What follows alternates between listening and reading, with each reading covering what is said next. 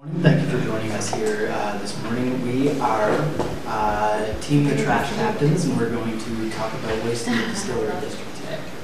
The Distillery District is a mixed-use area, a historic mixed-use area that is primarily retail and residential mixed, and the area has a large tourism focus because of its historical context. Formerly, it was owned by Goodham and Warts, and it's now owned by the Cityscape Development Corporation. And the look and feel of the place is the retained historic facades and elements, and features high-end and niche retail, cafes, restaurants, pubs, and a large amount of newly developed high-rises in the area. This is the specific area that we're looking at, and we've plotted out some of the usage routes based on traffic, footfall, as well as locations of residential and retail areas to determine where we could make the highest impact with our interventions. Waste specifically in the area is split between private collection for the retail sections and public for the residential, which actually poses a significant problem where residential poorly handles recycling with difficulty of use for the system and offers no composting service within high-rises whatsoever. So what we've defined as successful service design is dependent primarily on how it's adopted through participation and how it addresses the direct needs of the stakeholders without creating a negative impact on either end of the stakeholder spectrum. It's also adaptable and monitored through and includes a user-initiated feedback system. So therefore, what we're proposing to address the problem within the area, specifically with recycling, is what we've been referring to as the trash-powered garden. How we are going about this is instead of trying to instead of soliciting donations for the area in order to fold money back into the area, we're going to be asking specifically for recycling instead. It's easy to incorporate recycled resources back into the area, and folding those resources what we intend to do is fold those resources into a series of kiosks and gardens that are produced on site.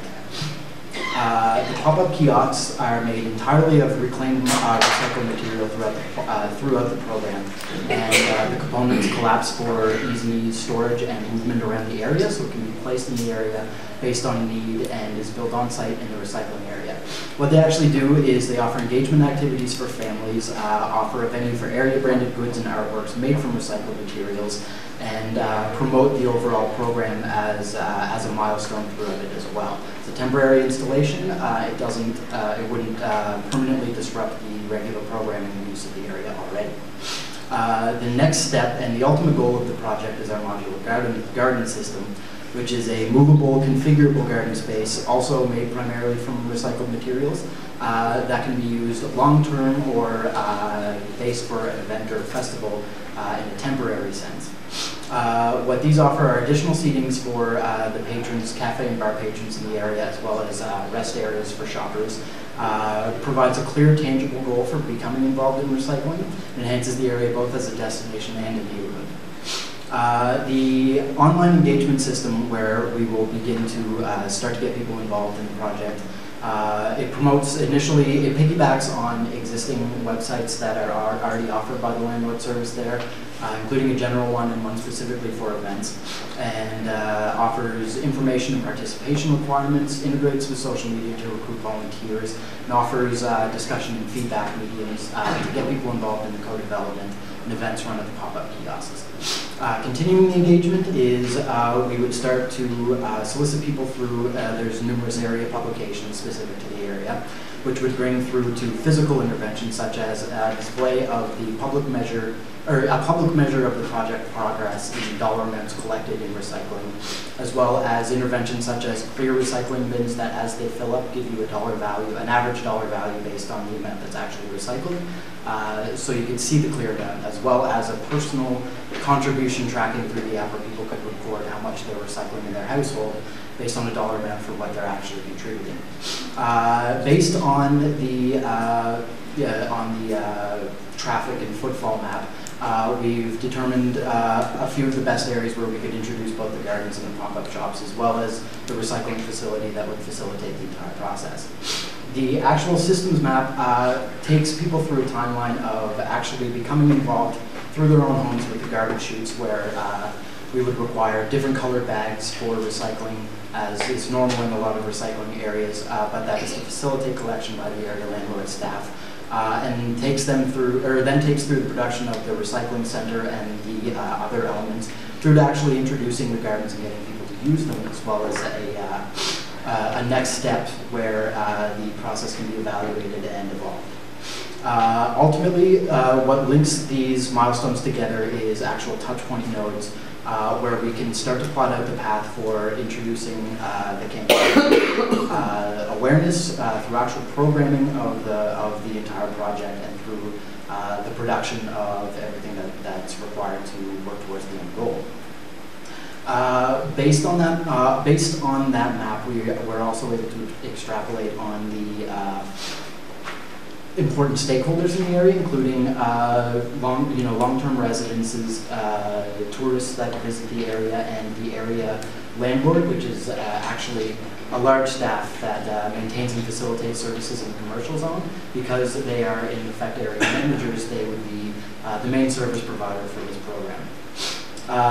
In taking a deeper look into how each of those stakeholders interact, we can start to see a very clear sense of where these touch points are being filled out and who begins to fill what under the landlord's facilitation. Taking a closer look at the resident, we can, when we start them out, actually taking part in the new recycling program and getting involved in the campaign, we can then follow them through the engagement service, where they begin to co-develop with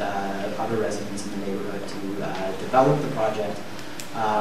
into interacting with the elements, such as the pop-ups, such as engaging in the area with their children and families, through to use of the gardens and how exactly they encounter these within the environment, and how that affects their role within the area. Ultimately, in terms of impact and benefits, most of the impact is actually immediate costs for long-term cost reductions in reducing the amount of money that's paid for private collection by reducing the weight, as private companies based on both, they charge both based on trip and by weight. Increasing the destination appeal of the area to bring more people in. We're also at that point spending more money and reducing the amount of materials that have to be purchased to further develop the area by recycling them right back into the area. In evaluation, we believe that we've introduced specific proposals to each of our service design objectives. That also allows for a degree of expansion through the project, as well as expanding the entire project through to other areas, getting them involved, for example, a neighboring area, providing the green bin waste for composting for the gardens, expansion of the online and discussion community into a volunteer facilitation committee,